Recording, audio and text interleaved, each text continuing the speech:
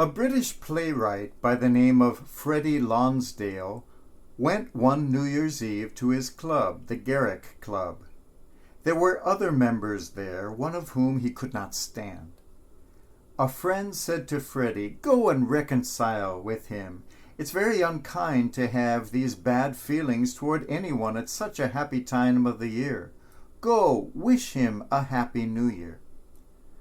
So Freddie walked across the room to his old enemy and said, "I wish you a happy New Year, but just one."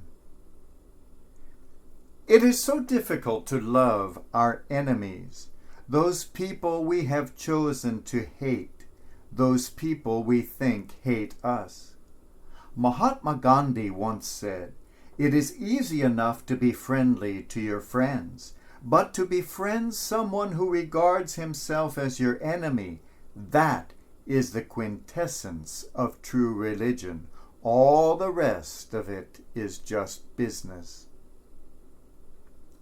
Jesus tells us the same. Love your enemies. Pray for those who persecute you. How difficult that is. But that is indeed the quintessence of true religion. All the rest is just business. A few years ago, October 2nd, 2006, the world was shocked by a tremendous tragedy in Pennsylvania. A man by the name of Charles Carl Roberts went into a one-room Amish school, held the children hostage, and ended up shooting 10 of them, killing 5, and then taking his own life. It was a shock to the whole world that such a thing could happen. But even more shocking to the world was the reaction of the Amish community. A very tight-knit community, they all knew and supported one another. Their reaction to this horrible tragedy was not one of hatred or revenge, but rather one of compassion and love, such as the world has rarely seen. The Amish community visited the family of the killer, embraced them, and allowed them to sob for hours on their shoulders. They sent over gifts to the family, and they set up a charitable fund for the family of the person who had killed their children. At the funeral of the killer, the Amish community showed up to pray and show solidarity with this man's family, this man who had killed their children. Very few outsiders were invited to the children's funeral, but the wife of the killer was invited.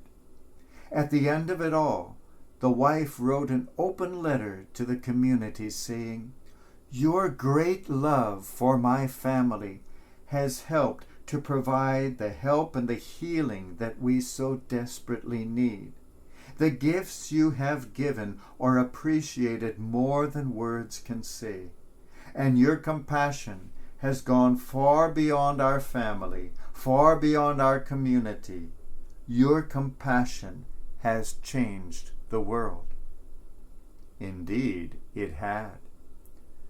Rarely has the world seen such a sign of love. This went far beyond pity, far beyond forgiveness of enemies. This was love. The love that can only be attained when we realize that we are all part of a whole. Each of us has a smaller self, that self that we show to ourselves, that self we show to the world, that self that is capable of just so much. But each of us has a larger self as well. A self that is capable of so much more. A self that is capable of tremendous good and capable of tremendous bad. It is only when we are in touch with this larger self that we can feel that we are truly brothers and sisters. Then there are no longer enemies.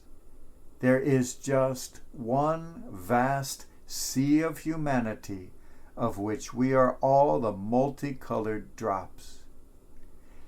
In our greater self, each of us has the particles of every other person. I am capable of all the good that anyone has ever done, and I am also capable of all the evil anyone has ever done. I have known many, many people in my lifetime, but I have never found a single person with whom I could not identify in some way. We are all parts of the whole. As Laszlo Mach, a brilliant priest-poet of the 20th century, put it, we are all human beings. I was there in the womb of Mother Eve as she bit into the apple, as she bit into sin, and we both felt the shudder go through us. I was Abel, the chosen one of God, the favorite, and I know what that is like. But I was Cain too, and I know what that raging fury is like that can reign in my own heart, for I was there. I was Judas, quite capable of betrayal. I was St. John, quite capable of loving till the end. But I was also Peter, capable of denying not once but 3 times. I was all of that. And I was also capable of laying down my life for my friends, as Jesus did. We have all of that in us. I have seen many people go from this life to the next, and I can tell you, we are all of one stuff, one heart, one flesh, one blood. All of us are but drops of the same sea of humanity, carrying the same good and the same weakness in each of those drops. When we hate someone else, it is something inside ourselves we are hating. When we love, too, it is ourselves we are loving. And don't say, I would never be capable of that. We are quite capable of all of it. We can all identify with someone who has suffered. We can all identify with the families of people who have suffered.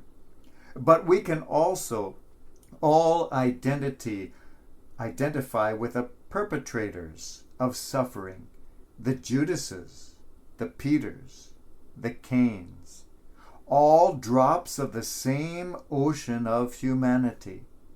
Let us too shock the world as the Amish community shocked the world with our great love. Let us see the other people, all the other people, the other drops of humanity, and love ourselves in them. Love of enemies, the quintessence of all true religion. All the rest is merely business.